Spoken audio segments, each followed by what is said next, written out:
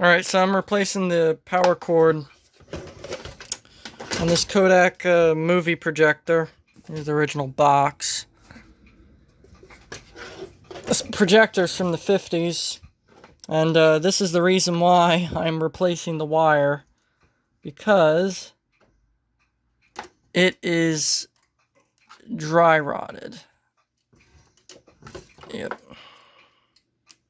Just by doing that, exposes the wire. So this power cord's getting replaced so I can use it, because I do occasionally get friends who find their parents' old home videos, or a family member finds old home videos and they need a projector, and sometimes I let them use this. So it's time this thing gets a new power cord. Although it's not looking promising, but that I can't get to. Yeah, it needed a replacement. It's so bad. And just like that, brand new cord put on. Well, brand oldish cord, but it's still a perfectly fine cord. Let's plug it in.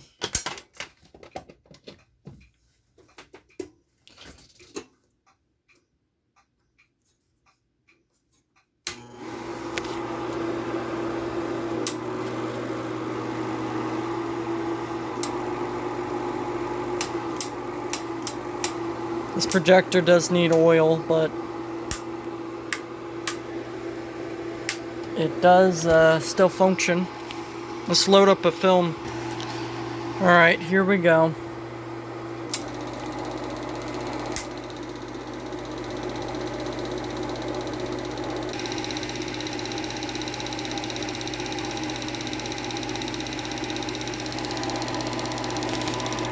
Oh, this is my focus.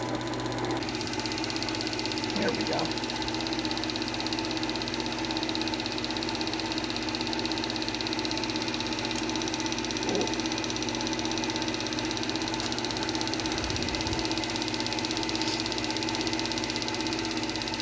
These films are probably from the 60s or 50s. I'm not really sure how old the film is, but it's playing.